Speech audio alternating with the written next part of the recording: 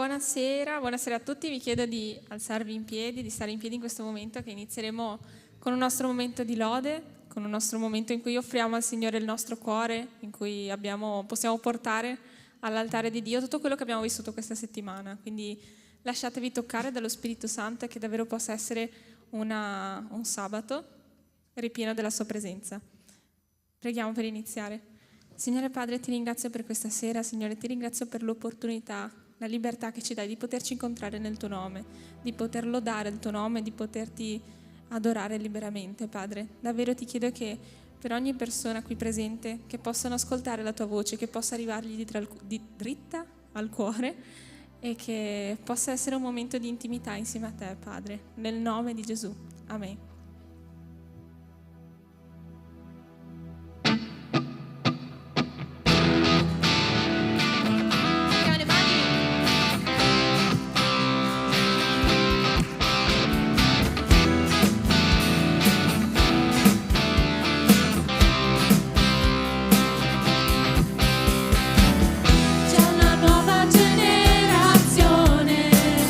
Con il fuoco di Dio nel suo cuore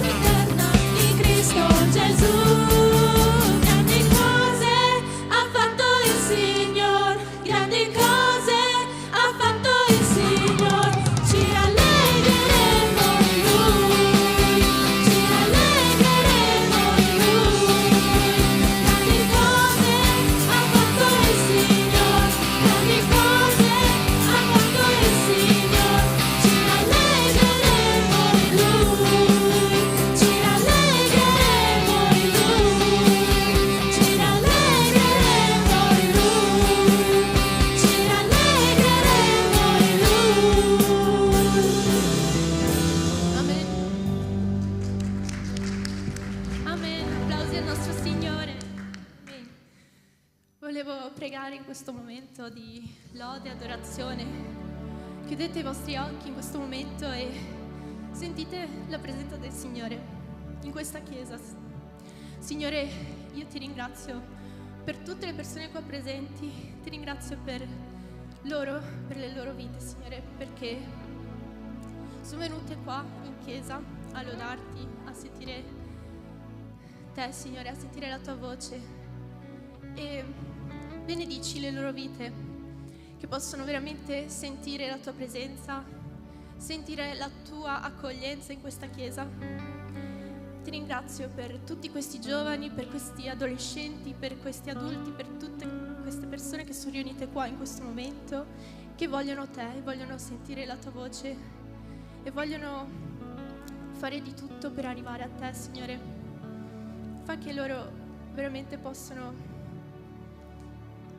sentire questo amore, questo calore che anch'io sto sentendo in questo momento. Tu hai fatto grandi cose, sei un Dio di buone opere e fa che anche loro possono dire che sei un Dio grande, sei un Dio meraviglioso, sei un Dio potente e ci regali veramente tanti doni e ci ami tanto, Padre, e io ti ringrazio per questo, grazie per il tuo amore. Nel nome di Gesù, amen.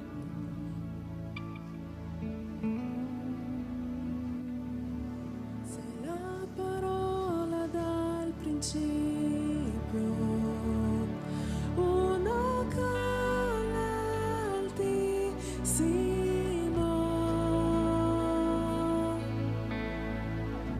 nella creazione la tua gloria rivelata in te, Gesù, che magnifico nome, che magnifico nome, il nome di Gesù, mio Re, che magnifico nome, incomparabile, che magnifico nome, il suo nome.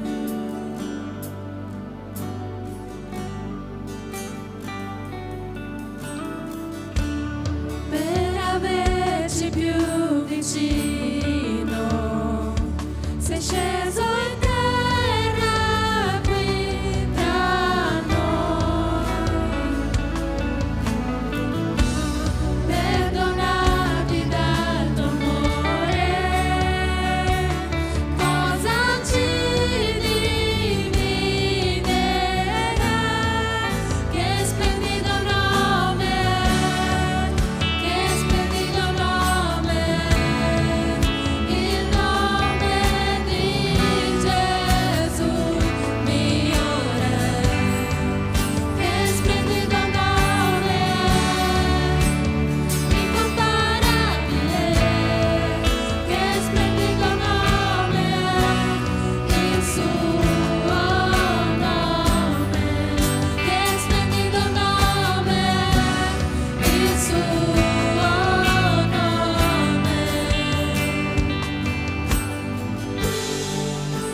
Voglio che adesso tutti quanti dichiarate che il Signore è l'unico che vi può salvare. Potete chiudere i vostri occhi e pensare a chi è questo Signore. Pensate che cosa ha fatto Lui nella vostra vita. Dichiarate veramente che Lui è potente, che Lui è magnifico, che Lui ci dà amore, Lui è amore. Lo credete? Credete che Lui è il vostro Signore? Dichiaratelo.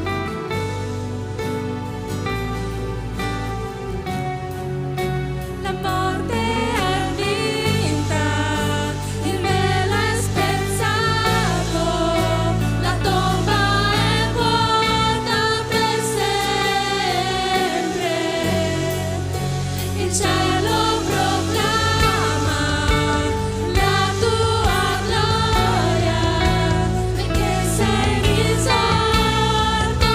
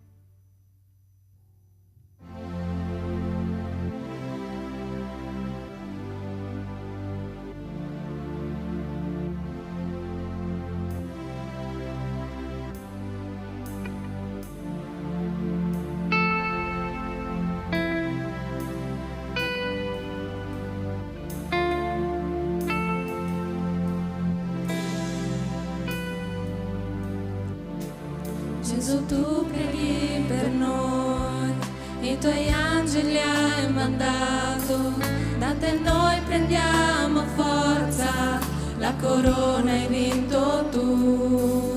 Tu mi aiuti e mi difendi, mio Signore amico sei, e per grazia io respiro, adoro te.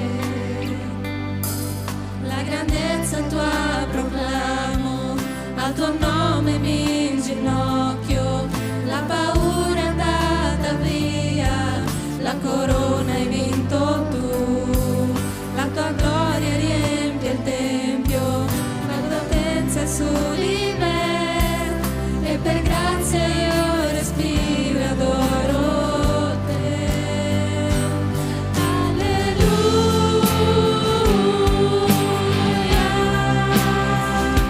sulla croce hai vinto tu per noi. Alleluia, Gesù hai già vinto tu.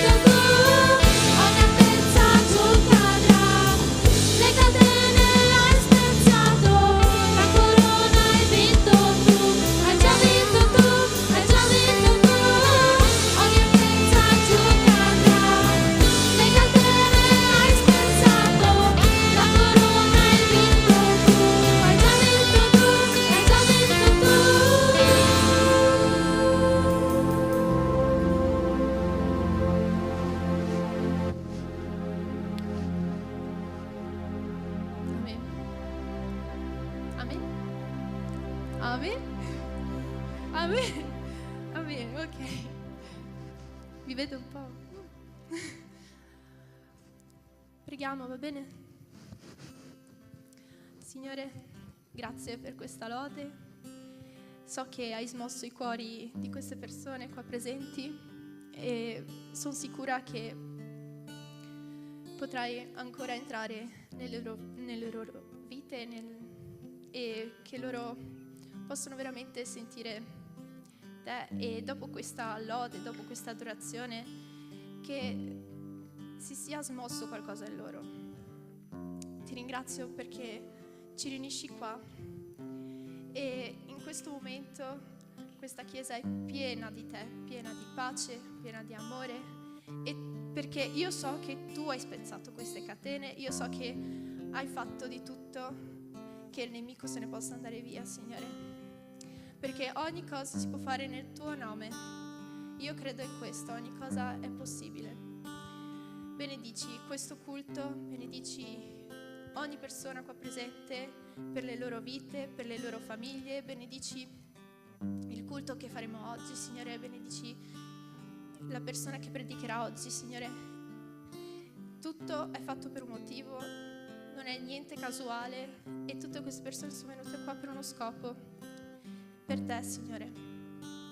Ti ringrazio perché ci hai dato la possibilità di venire in chiesa. Grazie perché possiamo essere una comunità, possiamo essere una chiesa, possiamo aiutarci a vicenda, siamo un solo corpo, Signore, e ti ringrazio perché ci ami. Grazie. In nome di Gesù, amen.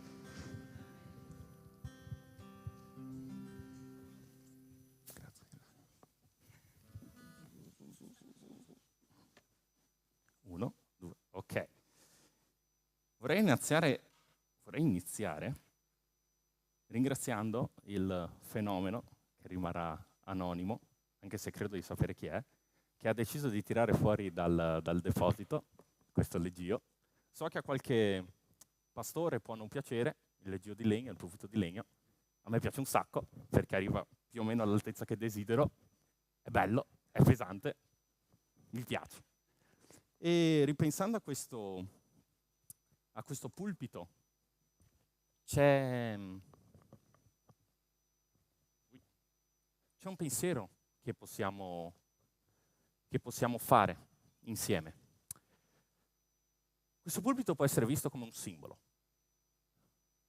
per il fatto che noi qui oggi possiamo riunirci, possiamo cantare insieme, possiamo suonare insieme, possiamo fare tanto insieme, uniti da questa fede che in verità gran parte del mondo non ha accesso.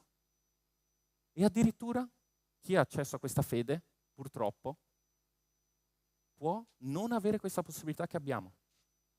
Stasera vi voglio parlare di libertà, concetto grandissimo, ci hanno scritto interi libri, ma in particolare stasera mi piacerebbe parlare di quella che è la libertà che noi abbiamo di incontrarci. Iniziamo molto velocemente con qualche statistica.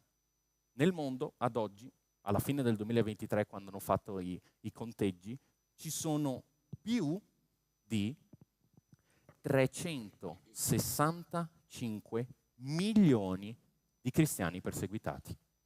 365 milioni. Numero tanto, tanto grande. Per darvi un'idea, la provincia di Treviso, 850.000 abitanti. Provincia di Belluno, circa 150.000. La provincia di Belluno e di Treviso viene perseguitata ogni giorno dell'anno. 365 milioni, è davvero un numero grande. Per dirvi, 1 su 7 cristiani a livello mondiale viene perseguitato per la propria fede. In Africa, 1 su 5. In Asia, peggio, 2 cristiani su 5 vengono perseguitati per la propria fede. Di questi cristiani, 5.000 vengono uccisi, circa l'82% in Nigeria. Solo per darvi l'idea, stiamo parlando di paesi, di posti, dove il solo possedere una Bibbia il solo vedere magari questa registrazione che stiamo facendo adesso comporta morire. Persone che hanno famiglia, persone che hanno figli, persone che hanno genitori. 4,1 mila detenuti in carcere o campi di prigionia. 14.000, quasi 15.000 sono le chiese o le proprietà di cristiani attaccate. Vi ho lasciato anche una mappa, c'è un'organizzazione molto famosa che abbiamo accolto più volte qua nella nostra chiesa, che è Porte Aperte. Porte Aperte fa questa mappa in cui, occhio, sono presenti solo i 50 paesi peggiori. Non sono gli unici, sono i peggiori. Potete vedere lì paesi che conosciamo, possiamo vedere lì la Nigeria, possiamo vedere lì la Corea del Nord, famosissima, al primo posto già da anni per persecuzione contro i cristiani. Quasi 300.000 cristiani sono costretti alla fuga da casa, perché se no rimanere significa morte, perché se no rimanere significa persecuzione. Durante il XX secolo 45 milioni sono stati cristiani morti per fede. Perciò il dato è chiaro. La fede cristiana è la fede più perseguitata a livello mondiale. È la fede con più martiri, è la fede con più sofferenza. E davanti a queste stime viene spontanea una domanda. Come possiamo vivere l'Evangelo in un mondo in cui i nostri fratelli in Cristo vengono perseguitati, soffrono per la fede in Cristo? In che modo il Vangelo stesso ci obbliga a garantire la libertà? E qui forse arriva il dettaglio spiazzante a molti di voi. La libertà a tutti. Sto parlando di libertà di culto a musulmani, ad ebrei, indù, buddisti, animisti, atei. Libertà. Più si considera queste domande, più ci rendiamo conto che la libertà religiosa è una merce rara. Oggi, ieri, nel futuro, è una merce rara in questi paesi che vediamo nella mappa, è una merce rara anche qui. Ancora una volta, questa serie di domande ci riporta alla Bibbia. Ci riporta in particolare all'inizio della Bibbia. Vi invito ad aprire la vostra Bibbia, voi che ne avete la possibilità, in Genesi 1. Piccoli disguidi tecnici, grazie Riccardo, sempre ben piazzato. In Genesi 1, nei versetti 26 a 28, ok, solo qualche frase leggerò, e poi il versetto 31. Leggiamo insieme da Genesi 1. Poi Dio disse: facciamo l'uomo a nostra immagine, conforme alla nostra somiglianza. Più avanti, Dio creò l'uomo a sua immagine, lo creò a immagine di Dio, li creò maschio e femmina. Dio li benedisse. Dio vide tutto quello che aveva fatto ed ecco, era molto buono. Preghiamo insieme che il Signore ci possa illuminare su una questione di così fondamentale importanza e così ampia. Ti ringraziamo, Padre, per questa giornata che ci hai dato, questa opportunità che abbiamo di riunirci in pace nella tua presenza. Ti ringraziamo, Padre, per questa possibilità che abbiamo di stare insieme ai nostri fratelli, di sviluppare comunione fraterna, di ascoltare la tua parola, di lodare a te. Oggi riconosciamo che questo è un privilegio che noi abbiamo e noi ne vogliamo godere appieno. Perciò ti prego, Padre, riempi questo luogo, riempi i nostri cuori e facci sentire la tua presenza qui, oggi, stasera, in modo che tutti noi ne possiamo godere appieno. Tutto questo ti chiediamo in nome di Gesù. Amen. Cosa interessante è che Genesi 1 apre con la creazione dell'universo, del mondo e dell'uomo. Ma la cosa molto interessante è che Dio, sta scritto, crea l'uomo a sua immagine.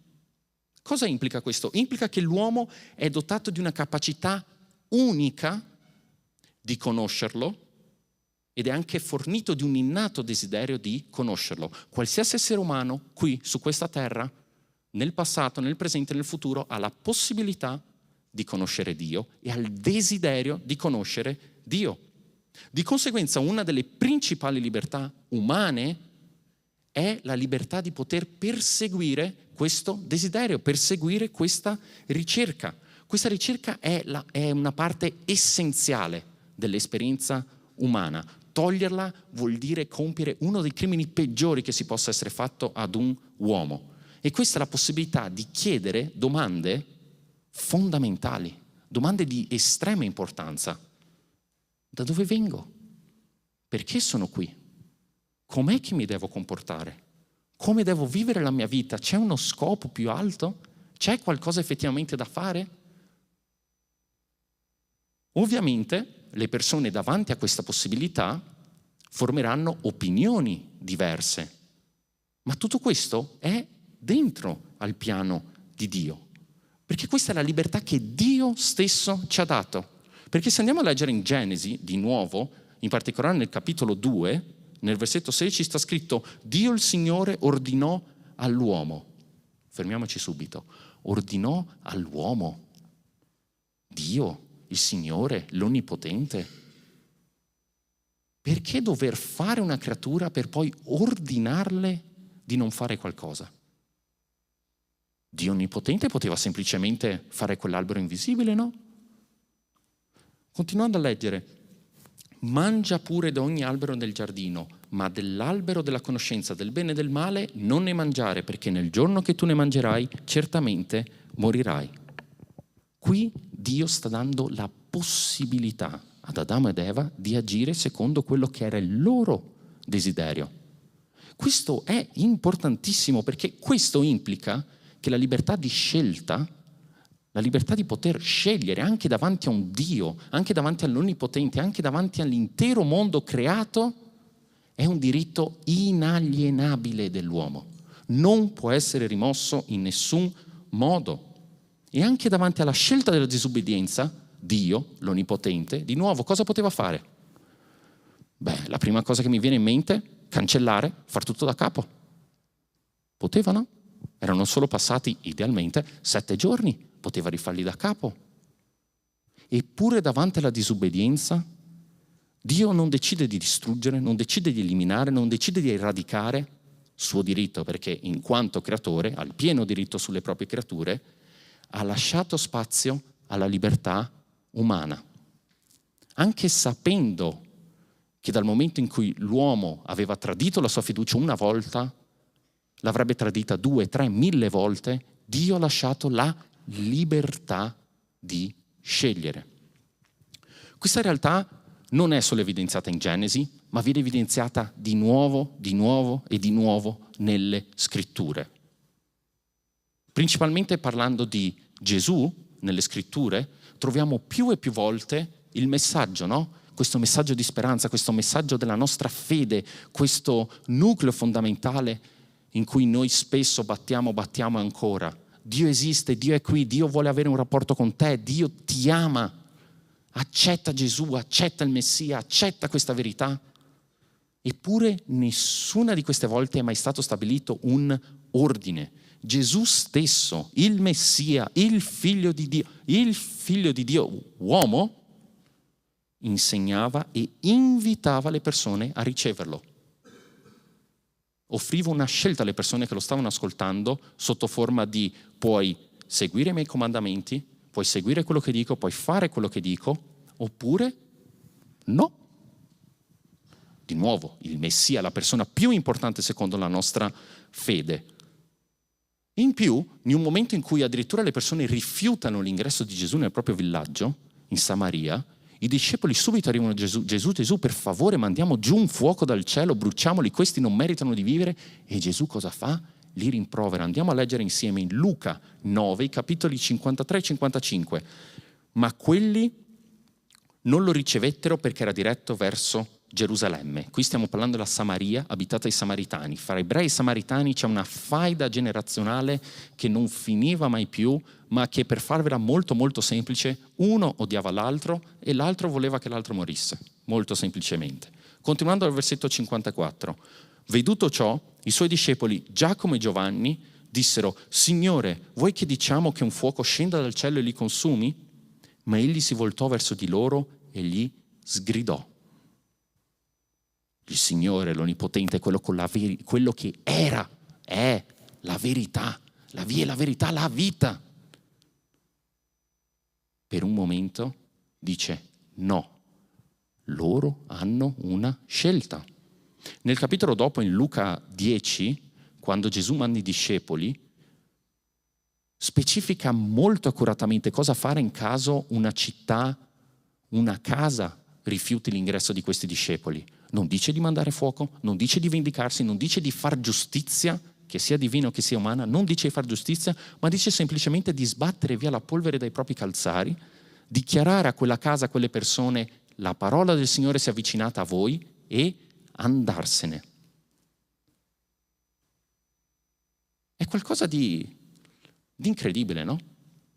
Perché principalmente parlando da una mentalità atea, più volte, mentre navigo su internet, l'accusa che ricevo da parte di atei, da parte di persone che non sono credenti, verso la mia fede, è che noi cristiani vogliamo prendere la nostra fede e buttarla giù in gola, in continuazione, giorno dopo giorno. Noi vogliamo uno Stato santo, vogliamo il Papa a comando di tutto. E già lì sbagliano perché non sono cattolico.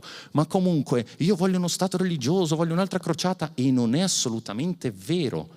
Più e più volte ancora in Apocalisse, il giudizio ultimo in cui sta scritto, guarda, le persone che non hanno seguito Cristo, le persone che non sono figlie di Dio moriranno. In Apocalisse viene ribattuto ancora un'ultima volta nel capitolo 3, versetto 20, ecco, io sto alla porta e busso, non la butto giù. Se qualcuno ascolta la mia voce e apre la porta, io entrerò da lui e cenerò con lui ed egli con me. Questa è libertà. Libertà che in primis viene dalla Bibbia e poi qui in particolare in Italia viene espressa di nuovo. Lo troviamo in un articolo della Costituzione, se non mi sbaglio il 19, viene dichiarato nella Costituzione che tutti hanno diritto di professare liberamente la propria fede religiosa in qualsiasi forma, individuale o associata, di farne propaganda e di esercitarne in privato e in pubblico il culto, purché non si tratti di riti contrari al buon costume. E qua serve una nota molto interessante, perché credo che avete già sentito parlare più volte di libertà di culto, però è un termine che dobbiamo utilizzare con attenzione, perché molto spesso questo diritto viene paragonato, viene detto sotto forma di libertà di culto. Però quando noi utilizziamo questa formula, questa espressione di libertà di culto, dobbiamo fare attenzione a non cadere in quell'errore di prendere la fede e di gestirla come se fosse una cosa privata. Perché molto spesso libertà di culto viene visto come tu sei libero di esercitare la tua fede nella tua sfera privata, nella tua famiglia, nella tua casa. Tu sei libero di pregare prima dei pasti, tu sei libero di andare a dormire sogni tranquilli, tu sei libero di possedere una Bibbia. Sei magari anche libero di associarti ad altre persone, incontrarti con altre persone e rendere questo culto al Dio che tu dici. Però questa è una pratica molto sottile della società di oggi per limitare la nostra libertà. Perché noi possiamo pensare, sono libero, qua principalmente in Italia, Occidente, un paese del primo mondo, io sono libero di professare la mia fede, io sono libero di vivere la mia fede. Ed è così nel privato. Ma nel pubblico? Perché dobbiamo ricordarci che quando un ateo, quando una persona di una fede diversa arriva da noi e ci dice guarda, per favore, avremo un dialogo qui con alcuni professori su temi come aborto, temi come sessualità, temi come mercato sessuale, che sono tutti temi che abbiamo trattato durante questi sabati, e faremo questo dialogo, questa tavola, sul quale potremo ciascuno dare la propria opinione. Wow, sì, sono d'accordissimo, però fammi un piacere, la tua fede prendila e lasciala a casa, ok? Tu arrivi qua come un foglio bianco. Non esiste. Non esiste, perché in quel momento in cui una persona arriva da noi e ci dice guarda, la tua fede te la tieni per te, la tua fede la vivi a casa, la tua fede la vivi come se fosse un portafoglio che ti puoi dimenticare in giro, la persona ci sta dicendo guarda, quella parte di te che comanda la tua morale, le tue emozioni, il tuo modo di vedere il mondo, il tuo modo di agire, per favore lasciala fuori. Io? No, io ho il modo giusto di pensare. Io non sono un credente come te, un cristiano, no, che schifo, io non credo a queste favole. Io credo in precetto 1, precetto 2, precetto 3, precetto 4. E non sono gli stessi precetti che questa persona mi ha appena chiesto di lasciare a casa? È un argomento, come dire, molto sottile. Perciò facciamo così, facciamo un esempio, ok? Molto pratico, che così possiamo capire tutti quanti. Immaginate di essere un fotografo. Un fotografo cristiano, no? Quindi cosa implica? Probabilmente questo fotografo, voi, volete vivere, no? Secondo quello che Dio dice. Volete amare Dio con tutto il vostro cuore, volete amarlo con tutte le vostre forze, con tutta la vostra anima, con tutta la vostra mente. E proseguite nel vostro lavoro di fotografo. Un giorno arriva una cliente, no? E questa cliente vi dice: io e la mia partner vorremmo celebrare il nostro impegno che abbiamo tra noi due con una cerimonia ufficiale e vorremmo che tu immortali il momento. E qui arriva la parte difficile, perché da un lato voi, fotografi, voi pensate che il vostro servizio sia qualcosa che Dio vi ha dato. Dio mi ha dato il talento, Dio mi ha dato le capacità, io le metto in frutto attraverso il mio lavoro. Io voglio servire le persone, io voglio servire la comunità, perché questo è quello che Dio mi ha messo nel cuore di fare. Però dall'altro lato vi stanno chiedendo di partecipare a un qualcosa che, secondo voi, Dio condanna. E allora a quel punto voi, fotografi, siete davanti a un dilemma, no? Partecipo in qualcosa che sono convinto che non piace al mio Dio, che sono convinto porterà avanti un'idea contraria alle mie credenze, oppure rifiuto? Voi, fotografo in questione, coraggiosi, decidete di fare questa obiezione di coscienza, chiamiamola così, giustificate alla cliente che guarda, io purtroppo non penso che sia un qualcosa da immortalare, perciò io non farò questo servizio e amen, e magari vi lasciate così, no, in buoni rapporti. Ora immaginate la vostra sorpresa se poco dopo vi arriva la posta che siete stati citati in giudizio. Sarete chiamati davanti a un giudice per le vostre azioni. Non serve immaginare, è successo negli Stati Uniti circa un decennio fa. E la cosa peggiore è che i fotografi in questione, questa coppia di fotografi che stava appunto facendo questo servizio alla comunità, ha perso. Perché il giudice ha decretato che il modo di vivere di quei fotografi non era qualcosa di buono per la società. Che il modo di pensare di questi fotografi non poteva combaciare con quello che era la legge. Non c'era perciò questo libero esercizio della fede. Perché in quel momento quel fotografo ha voluto esercitare liberamente la fede, convinto di essere protetto dallo Stato, no? Io posso fare questa scelta, e invece no. E qui arriva uno dei più grandi idoli del XXI secolo, la tolleranza, che credo che molti di voi avete già avuto a che fare nel passato. Questa cosa di tollerare. Quanti di noi hanno sentito nei social di qualcuno che ha fatto l'uscita sbagliata e subito è stato inabissato, utilizzando termini molto moderni, è stato cancellato dai social, i suoi fan gli sono rivoltati contro. E nel momento in cui una persona arriva e ci dice tu sei intollerante, in verità quella persona sta facendo un errore di logica abissale.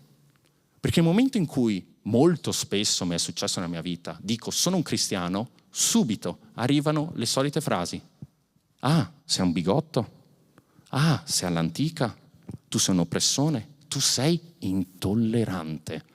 Ma nel momento in cui una persona dice a me, a noi come cristiani, sei intollerante, quella persona si sta facendo un autogol, perché nel momento in cui lei sta dicendo intollerante, lei sta dicendo il tuo modo di pensare, i tuoi precetti, le tue basi non appartengono a questo posto, che è esattamente la definizione di tolleranza. Perciò noi come cristiani, com'è che dobbiamo agire davanti a questo che la società ci sta buttando addosso giorno dopo giorno? Dobbiamo basarci sul fatto sulla percezione che la Bibbia cosa professa? Libertà. Perciò cosa farò? Io tratterò ogni persona davanti a me con il dovuto rispetto, con la dovuta dignità. Questo non implica trattare che ogni singola idea ha un peso solo perché c'è qualcuno che la sta difendendo. No, per favore, non capiteli male, ma la persona davanti a voi, che sia musulmana, che sia induista, che sia atea, che sia qualcuno che la pensa totalmente opposta da voi, che sia un razzista, che sia uno di estrema destra, uno di estrema sinistra, è una persona che va trattata con il dovuto rispetto, perché sulla sua testa c'è la libertà che Dio stesso ha donato anche a te. E la tolleranza è un concetto difficile perché la tolleranza implica che ci sia un disaccordo. Io non posso dimostrare tolleranza quando mi trovo vicino a una persona che la pensa esattamente come me. E nelle realtà fondamentali dell'uomo è inevitabile che ci siano opinioni diverse. E non cadete neanche in quell'errore che fanno molti di entrare in questo relativismo, questa via di mezzo. Ok, forse io sto sbagliando un po', forse tu stai sbagliando un po', dai, troviamoci in una via di mezzo. Perché purtroppo funziona poco. Ci sono certe situazioni in cui non puoi. Mi sono ritrovato ad avere degli amici musulmani, persone squisite, persone, non le ho mangiate per carità, erano semplicemente delle brave persone, ma sta di fatto che erano persone con le quali ho sviluppato un'amicizia, con la quale sono stato insieme davvero tanto. Però entrambi eravamo d'accordo sul fatto che avevamo vedute diverse. Io credo che Gesù sia il Messia, figlio di Dio, loro no.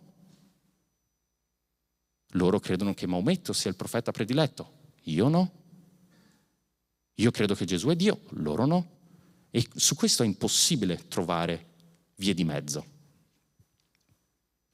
Perciò non voglio assolutamente comparare quello che noi soffriamo nei social, nelle nostre scuole, università, posti di lavoro, famiglie, con quello che magari stanno soffrendo dei credenti in Nigeria, in Corea del Nord, in Algeria, in Pakistan, in Afghanistan, in Sudan.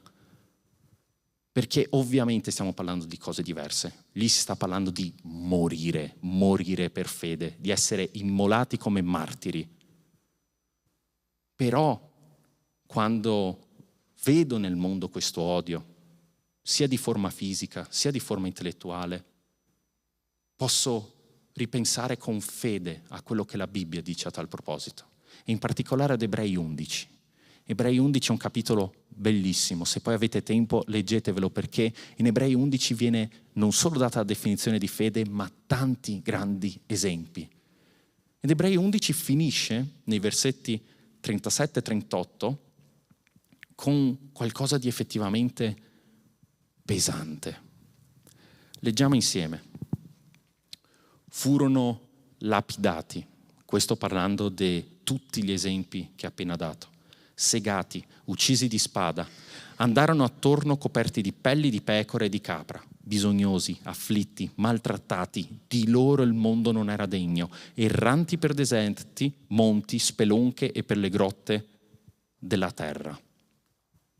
Se c'è una cosa che mi piacerebbe tantissimo sentire al mio funerale, è che qualcuno possa dire: il mondo non era degno di lui. Una frase pesantissima che la Bibbia e l'Apostolo Paolo utilizza con estrema parsimonia. E se c'è qualcosa che voglio rimanga dentro di voi, di tutto questo che ho appena detto, se c'è una singola cosa che mi piacerebbe davvero tanto che prendeste e portaste a casa, potete dimenticare tutto il messaggio, ma se c'è una singola cosa sulla quale vi potete focalizzare, sulla quale potete portare per il resto della vostra vita, sono i versetti in Matteo capitolo 5. Se avete la vostra Bibbia e lo volete evidenziare, se avete il vostro telefono e lo volete copia e incollare sulla vostra home, lo volete pubblicare sui social, Matteo capitolo 5, gli ultimi 2 versetti della predica nel monte che fa Gesù. E Gesù disse: beati i perseguitati per motivo di giustizia, perché di loro è il regno dei cieli. Beati voi quando vi insulteranno e vi perseguiteranno e, mentendo, diranno contro di voi ogni sorta di male per causa mia. Rallegratevi e giubilate, perché il vostro premio è grande nei cieli, perché così hanno perseguitato i profeti che sono stati prima di voi. Se c'è qualcosa che accomuna tutti i cristiani su questa terra, è la sofferenza causata dalla nostra fede.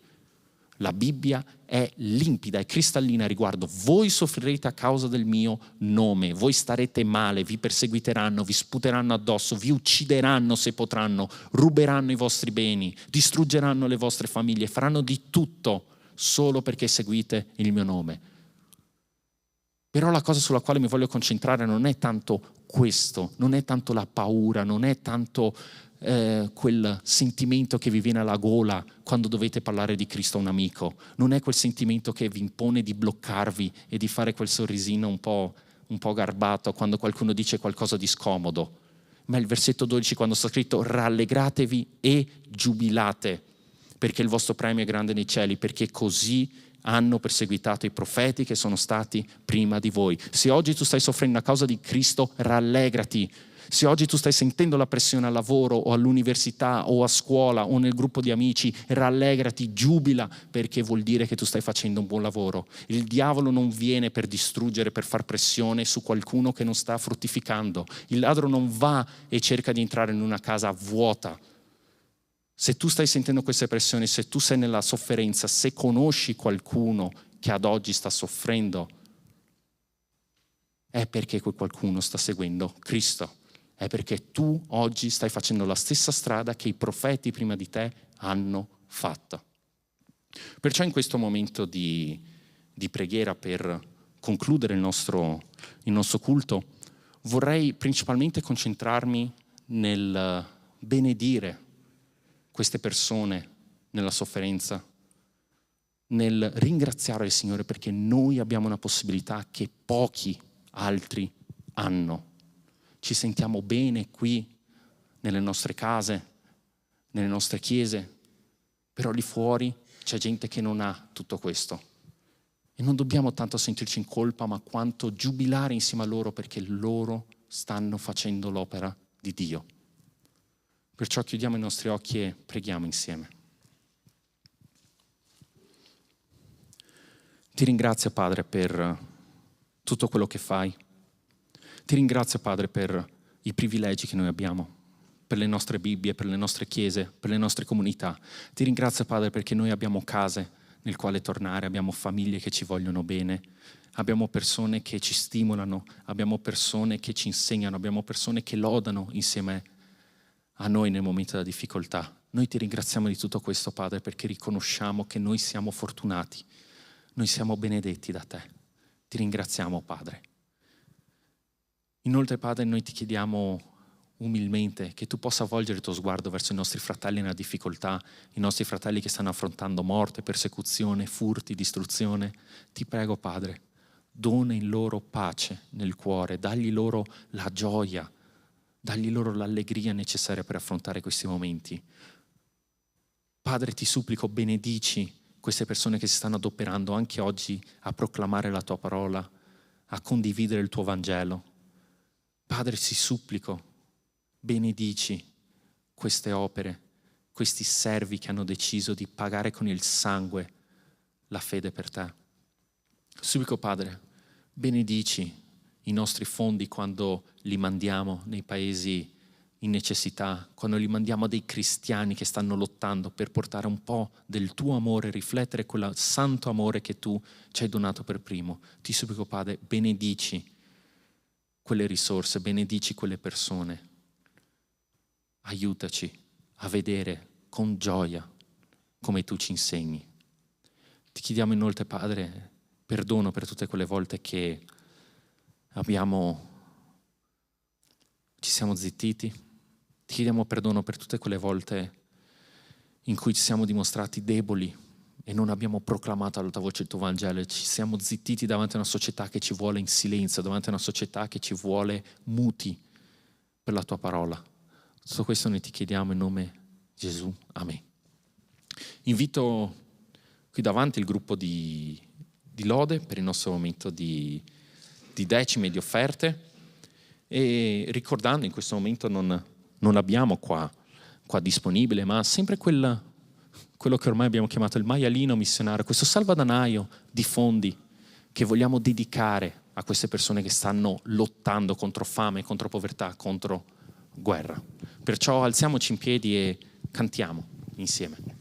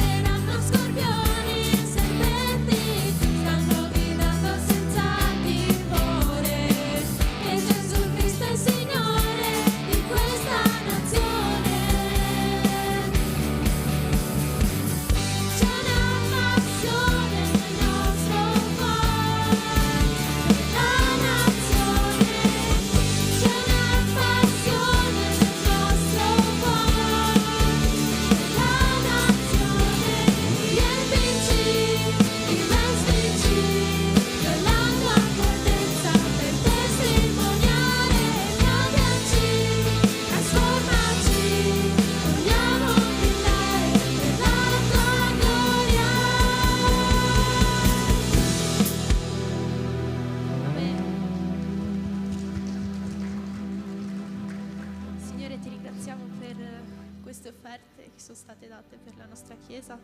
Tu sai che adesso la nostra Chiesa sta veramente crescendo e stai facendo veramente belle opere in questa Chiesa, come il nuovo palco, e veramente hai fatto tante cose per noi, per questa Chiesa. Io ti ringrazio anche per queste persone che sono venute qua, per i loro cuori che adesso sono veramente cambiati. Ti ringrazio perché c'è una nuova generazione, che sono questi adolescenti, questi giovani, che possono veramente testimoniare questa parola, Signore, che possono essere felici e fieri di essere cristiani, Signore, che Tu veramente possa entrare nelle loro vite, nelle loro famiglie, che loro possano essere questa luce. Signore, loro hanno bisogno di te, hanno bisogno di questo coraggio, Signore, e tu puoi dare a loro. Signore, benedici anche i gruppi e le persone che porteranno la parola nei piccoli gruppi, Signore, e ti ringrazio per ogni ministero di questa Chiesa, Signore. Stai facendo meravigliose opere. Ti ringrazio per tutte quelle persone che hanno donato il loro cuore oggi, Signore, e che hanno confidato a te qualcosa, e che nessuno esca da questa Chiesa senza aver capito qualcosa, senza il tuo messaggio, Signore. Fa che almeno una cosa sia rimasta impressa nella loro mente, nel loro cuore, Signore. Nel nome di Gesù, amen. Potete sedervi. Per concludere il culto abbiamo i nostri avvisi. Sì, ok, li vedo. Ok. Nell'imminenza domani mattina c'è il culto di domenica alle 10:30, siete tutti invitati ad esserci. E dopo il culto all'1:30, giusto Pastore? C'è il nostro incontro Pathfinder, dove possiamo cercare il sentiero insieme, che verrà portato questo incontro dal Pastor Sandro, e lui si mette a disposizione in poche parole per ricevere qualsiasi domanda dal punto di vista biblico, teologico, qualsiasi cosa, qualsiasi dubbio avete, potete portarlo a lui. Finirà verso le 3:30 e è indirizzato principalmente a preadolescenti, adolescenti e giovani. Ok. Next. Ok, sabato prossimo mi sembra. Che giorno siamo? Ok, sì, sabato prossimo c'è il baby shower di Vittoria, che è qui presente con noi, ma penso non vorrà farsi, e di Olivia, quindi siete tutti invitati a venire nella nostra sede a Conegliano ci leggerò, forse 6:30, ok? E niente, portate una pietanza, devo guardare qua, ok. Portate una pietanza dolce o una pietanza salata, portate pannolini, servono sempre. Next. Ok, convegno delle coppie sposate. Questi sono quelli sposati. Sarà da quando a quando? Madonna, è minuscolo. Dall'8 al 10 marzo, ok? Se siete sposati, se siete giovani, fino ai 35, giusto? Potete venire, dovete parlare con Pastore Caio. Ok, noi abbiamo il nostro campeggio a luglio. Si chiama Prayer Camp. Se volete iscrivervi, tutte le informazioni ve le darà Pastore Sandro. Pastore Sandro, fai così. È là dietro in fondo, in proiezione, ok? E niente, venite perché è sempre bello poter vivere questo momento di unione in campeggio. È molto diverso. Se non ci siete mai stati, è molto diverso rispetto a quello che viviamo qua, la realtà che viviamo qua. Si riesce a sentire davvero molto di più la presenza dello Spirito Santo. Abbiamo il nostro ministero sociale, dove ogni terza domenica del mese, terzo fine settimana del mese, abbiamo la nostra raccolta di beni di prima necessità. Per informazioni potete parlare con Giada, Isabella. Maggie al momento non è disponibile. Avanti. Sì, ogni ultimo giovedì del mese alle 8, presso questa sede della nostra chiesa, abbiamo l'incontro di preghiera per tutte le varie problematiche del mondo. È indirizzato principalmente, è stato organizzato da giovani, ma è indirizzato a tutti, quindi se siete anche un po' meno giovani potete esserci. Ok, il nostro ministero mixer, audio, lode, proiezione, tutti hanno sempre bisogno di nuove persone per chiunque voglia aggregarsi a noi, ma soprattutto ultimamente abbiamo fatto nuovi acquisti per migliorare la qualità del nostro servizio, quindi se ve la sentite di donare qualcosa, di offrire qualcosa, è ben accetto. Ok, sì, per la proiezione informazioni con Emanuele. Ok, il 17 marzo mi sembra. Madonna, è approvato. Io che sono miope non ci vedo, Va bene, alle 10:30, il 17 marzo, festeggiamo i 23 anni di questa chiesa, è una 2001, quindi 23 anni. E niente, venite perché è sempre un momento di gioia, di divertirsi, di festa, e un momento per stare insieme. Basta, credo? Sono ancora disponibili? No? Ok. Queste sono le felpe del nostro scorso Winter Camp. Se volete, ce la posso fare, se volete ordinarle parlate con Monichi, giusto? Sono più o meno 30 euro. Più o meno 30 euro, ovviamente più ordini ci sono, meno sarà il prezzo a felpa. Sono bellissime, le ha fatte Patrichi, se volete un grafico Patrichi. Ok. Basta? Ok, adesso scusate, adesso abbiamo il nostro momento in cui ci dividiamo in vari gruppi e possiamo riflettere insieme su quello che è stato detto qua, possiamo aprirci gli uni agli altri e niente, quindi andiamo. Ciao a tutti.